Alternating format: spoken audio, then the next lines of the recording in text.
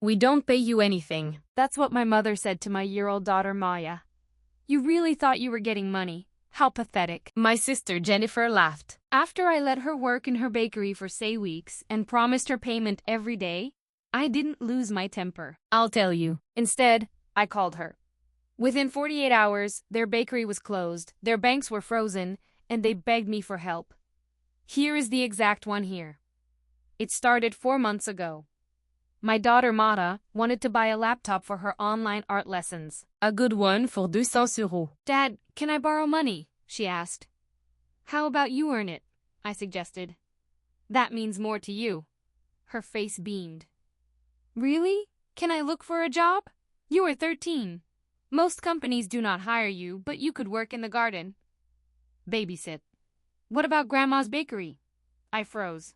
My mother runs a small bakery with my sister Jennifer. They had been complaining about staff shortages for months. I don't know if that's a good idea, honey. Why not? Grandma always says family helps family. I had heard this phrase all my childhood, mostly just before I was asked to do something for free. Let me think about it, I said. But Maya had already texted Grandma. 10 minutes later, my phone rang. Why do you keep Maya from working? Mom's voice was sharp. I'm not stopping you from anything. She wants to work. She wants to help. And you stand in her way as always. As always. There it was again. All right, I said, but she's getting real pay. Of course, Mom suddenly said, dear. We would never take advantage of our own granddaughter. That should have been my first warning. Maya started the next week, Monday to Saturday, 16H to 20H after school, plus full shifts on Saturday. We'll pay you $14 an hour, Jennifer said. Black bar only. It's easier that way. Alarm bells were ringing, but Maha was thrilled. She came home every day and smelled of fresh bread and vanilla.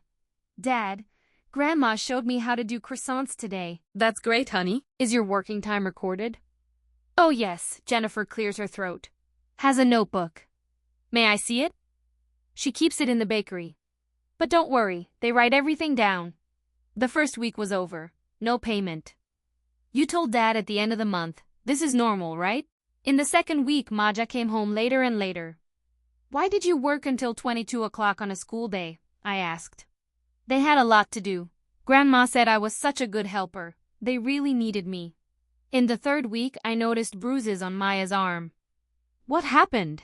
Oh, I was carrying bags of flowers from the storeroom. They are heavy. But Aunt Jennifer said I'd have to toughen up if I wanted to work later. She was 13. In the fourth week, Maya worked for 9 hours without a break on Saturday. Did you have lunch? Grandma said there would be breaks for lazy people. But she gave me a cookie, a biscuit for 9 hours of work. In the fifth week, I drove past the bakery at 18 o'clock.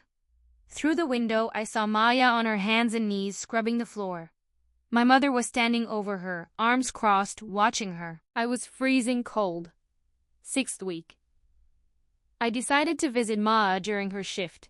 I entered the bakery on a Tuesday at 17 o'clock. The shop was packed.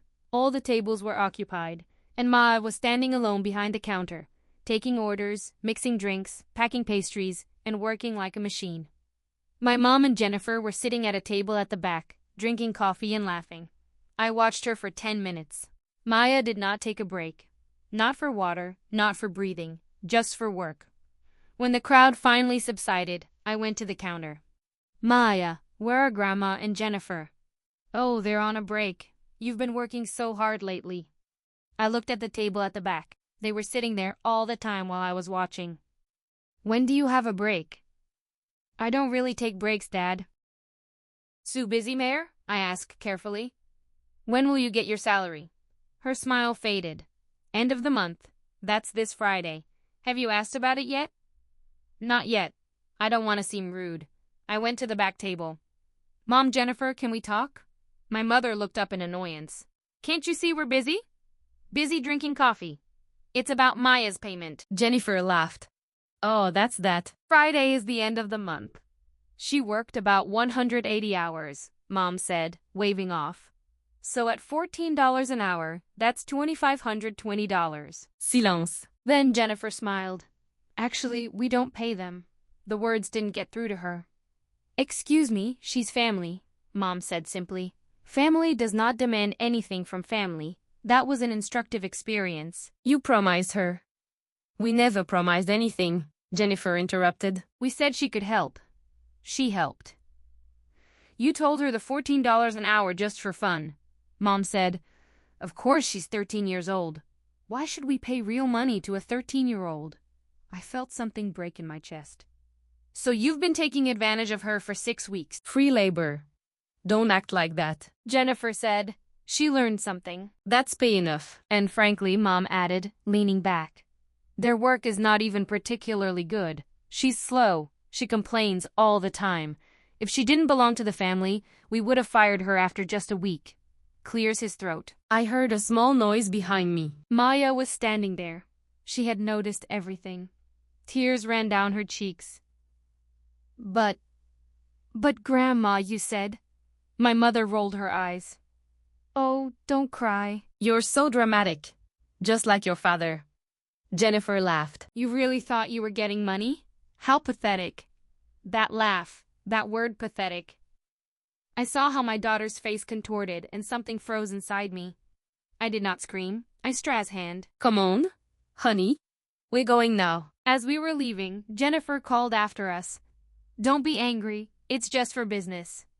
In the car, Mia could not stop crying. Dad, I'm so stupid. I should have known. No, I said definitely. You trusted your family. This is not stupid. What you have done is criminal. Criminal? I pulled out my phone and started calling. Call number my friend David. He's a labor investigator at the startup. David, suppose someone were to employ a 1-year-old child for 40 hours, promise wages, and then refuse to pay. What happens then? This is wage theft plus violations of child labor law. We would close the store immediately. Why? Just out of curiosity. Call number 2. My cousin Rachel. She works for the local newspaper. Rachel, are you still doing investigative articles? Always. Why? How would you like to report on local companies that exploit child labor? Very interested. Send me details. Call number 3. This call was personal. My friend Marcus, he works for the tax office. Marcus, if I had a suspicion that a company is hiding cash receipts and not reporting the wages of its employees, who would I contact? Send it to me. I'll make sure it reaches the right people. Maha watched me during these calls. Dad, what are you doing there? I'll protect you and make sure they never do this to anyone again. Friday morning, 7h13. My phone did not stand still. Z calls from Mom, 8 from Jennifer, 4 from my Aunt Karen. I ignored them all. Then a text from Jennifer. What did you do? The employment office is here. They want to close us. Another one from Mom. Please call me. You ask. It was about Mija. They asked for cash payments. We could go to jail. I didn't answer either of them. At 9 o'clock in the morning, Mom showed up at my place. She looked like she had aged 10 years overnight. Please, she said. Her voice trembled. Please listen. What should stop? The investigation? The employment center? The tax office? The reporter who showed up? Let it stop. Why would I do that? Because we are family, I laughed, really laughing.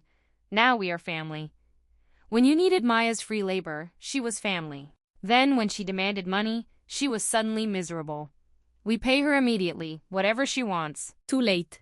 Please. She was crying. They're going to charge us $50,000. The bakery will close. We will lose everything. Good.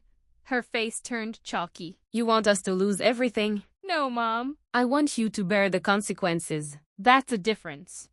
But we are your family, and Maja is my family. My daughter, whom you exploited and humiliated.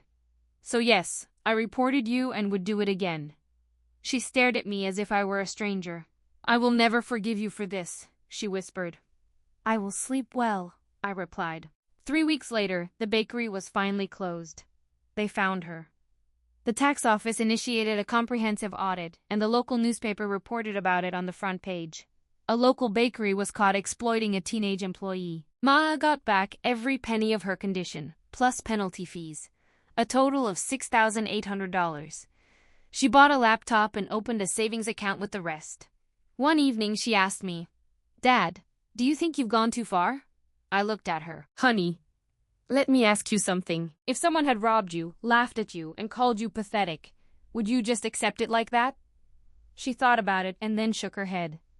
Exactly. Fighting back is not too far. This is called self-esteem.